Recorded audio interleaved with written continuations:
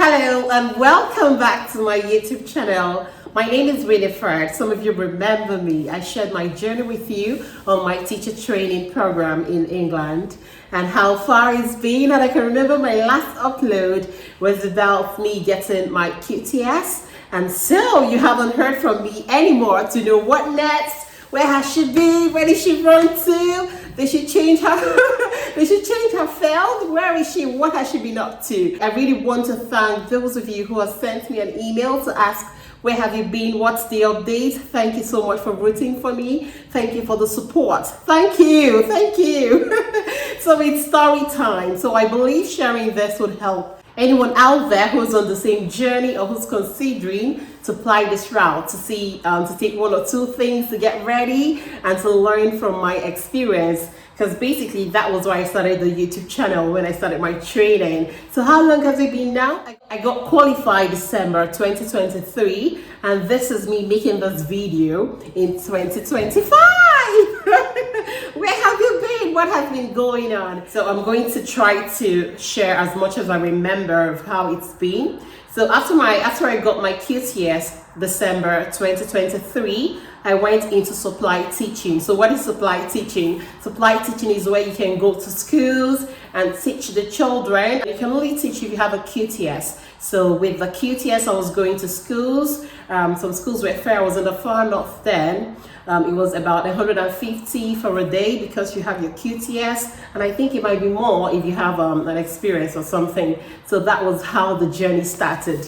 And I still had time on my visa, so I started working full-time as a supply teacher. I was sent to schools to teach children, different classes. It's basically covering teachers who are not in, or maybe when they're off for their PPA, you go there to teach. So that was what I was doing for the time being, while I kept on applying, looking for a sponsored job to keep me back.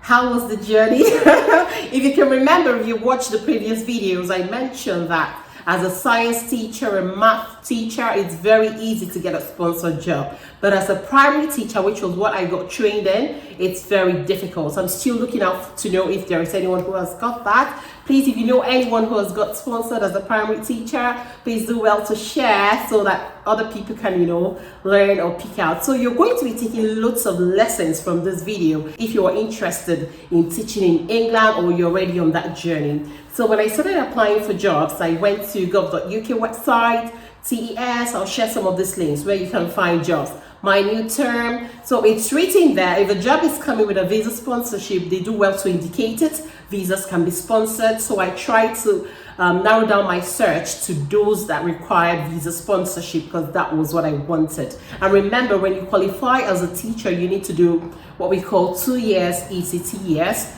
which I would have done post-study and then probably from there. However, I had family, so I tried to narrow down my search to jobs that came with visa sponsorship.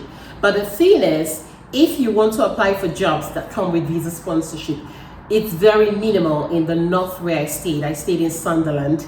It's very minimal around there because I tried to search for areas there because it's quite affordable and all, but none was coming up. So it was mostly London and some other southern part of England, where it's quite expensive. Of course, I had an amazing experience studying in a very cheap environment. However, I told myself, wherever the sponsorship comes, you're going to go there. So I was very open to taking interviews. I really went for interviews. Now, let me tell you my number one shocker. When you go for these interviews for primary schools, you would not be the only one. I've never done an interview where we're less than 5 applicants. So it was quite competitive. And then, to be very honest, I would always ask myself, why do we need to choose someone who requires a visa over someone who, is actually an indigene or a native? Why do we need to do that? So it was very discouraging for me. I wasn't seeing green lights. To be very honest, Going for interviews and seeing that we are quite a lot who has made it past the application stage was very discouraging, but I kept on pressing on, kept on applying to see how it goes, and time was running really fast. If you can remember, in 2024, the government made some changes and IHS fee was very high. It became really high, and I was considering my family size, and if you're teaching, you need to pay for your IHS fee. Yes, you have to pay that, and I think it's about £1,037 now for 1 year, multiplied by the number of years which your sponsor might be giving you. So it was quite dicey. It's something you need to venture into well prepared, considering everything that it involves. It was quite tough for me, that period, that I learned lots of things, and I'll be sharing. One, if you have a QTS, you are not restricted to just the classroom practice. Yes, take that from me. Because I saw opportunities that all they needed was you have a QTS. I would mention some that you could go check out if you don't want to be in the classroom, but you have your QTS. Praising tutor jobs. I don't know if you've heard of that one. That was another amazing one I saw, and the pay is good as well. So I saw that. I saw roles in the NHS. Health play specialist, you might have to be registered. Nursery nurse, you look for bands that are a bit higher. Educational mental health, you might look towards making application in those areas. Of course, it will require, I think, like a year training and all of that, and lots of council jobs around child officer, child development, service, safeguarding. Those are things you can look into. The QTS is amazing. Now, before I go on, I will tell you that I do not regret doing my teacher training in England. No. At some point when the course became very challenging, I had no time. I often told myself, why didn't you just do a master's? Why didn't you just come for a master's program, But seeing how the job market is, I have no regrets. I did my PGCE with QTS. So the job search was a lot. It was a time. I've added. Look at my arm.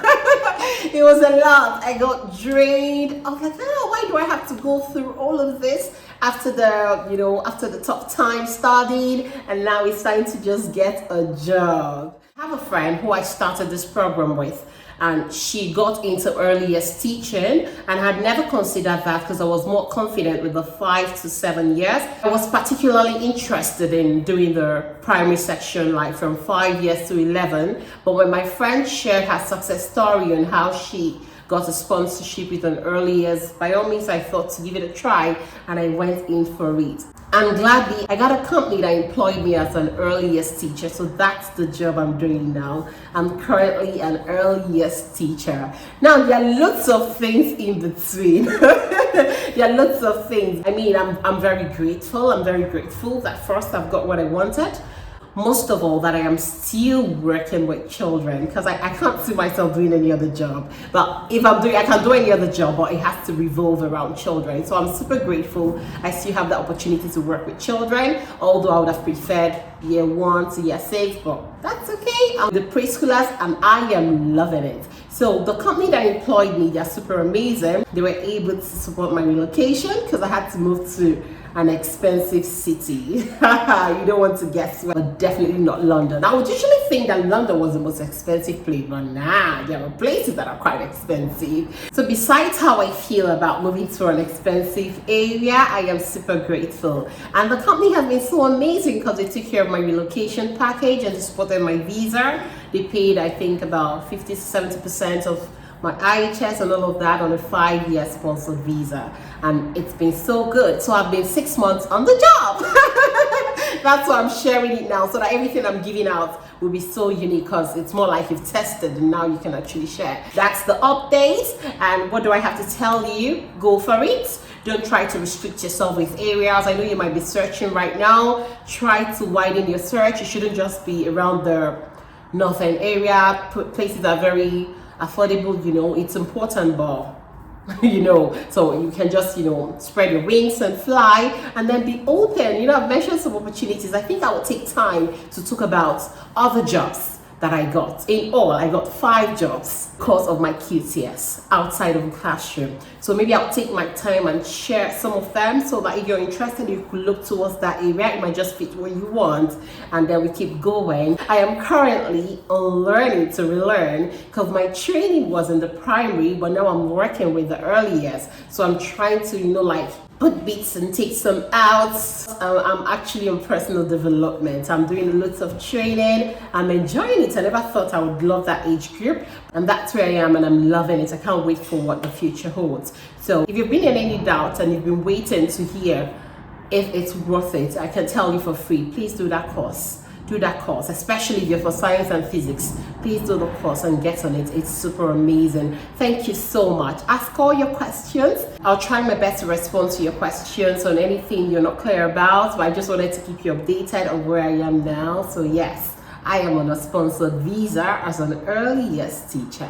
Thank you so much for watching. Don't forget to like, share, comment, anything. Thank you so much, and I hope to see you shortly, because after the questions, I'll come back and make another video. And Sunday, I'll have to take you through my day as an early years teacher. Thank you so much. Bye.